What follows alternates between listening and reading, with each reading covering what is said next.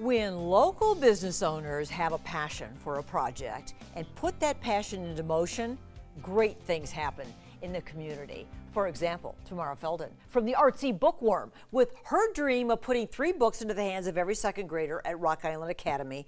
And these 3 books are amazing, Tamara. Did you curate them? Did you choose them? With a lot of collaboration from the school. So we've had teachers there, the librarian, the principal, so they've been wonderful to work with.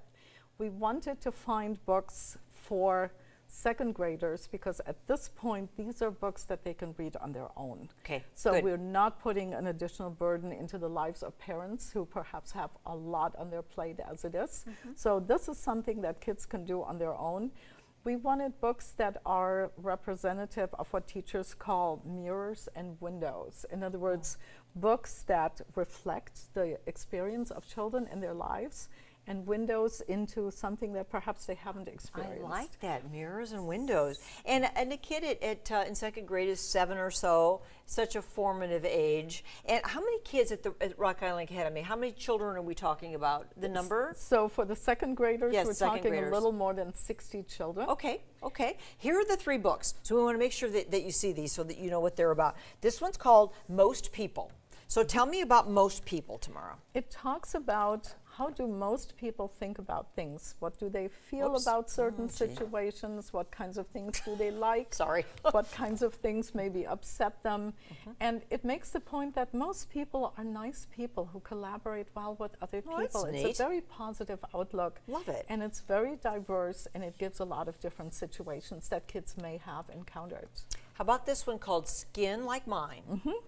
And it makes comparisons. So for Yeah, show a pic. example, it does this wonderful thing. Here's a set of friends, and there is the Oreo picture. Oh, it's only my favorite cookie in the world. Yeah, a lot of people. So saying that we can blend together. We can blend together. Yes. But also there are some other images. Here is somebody who looks much more like some candy dish or something like that. Okay, sure. In other words, skin tones are compared to things that we're all familiar with and that we're comfortable with. Skin like mine, right, like this. And then then number 3? there is a friend for Henry. So many of our kids have really struggled in their social interaction given the many constraints of the pandemic. And so for a little person, it may not be so easy to make friends at the beginning of the school year.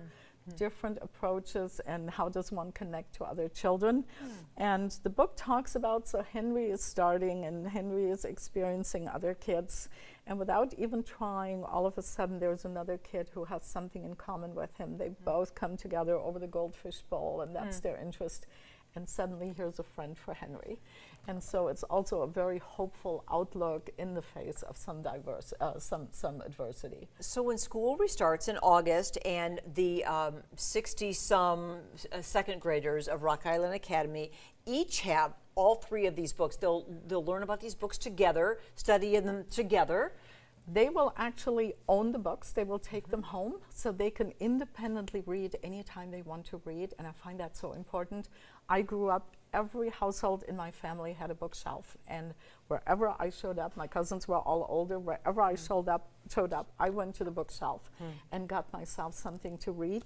And one of the images I really like is this, because it sort of depicts how I felt about reading as a child. I'd find myself a spot in the garden with a book, and I would be gone for hours sometimes because I was completely drawn into that. And if you can bring that to another child, that's a special, extraordinary thing, isn't it, Tamara? That's really exciting. And you can all, and we can all help out with this. Yes. So the call to action is what for people watching right now, Tamara? For people to donate, we need to raise roughly $2,500. To purchase all those books. Okay. We make no profit whatsoever. We use our wholesale pricing, and every penny that comes to us goes to this project.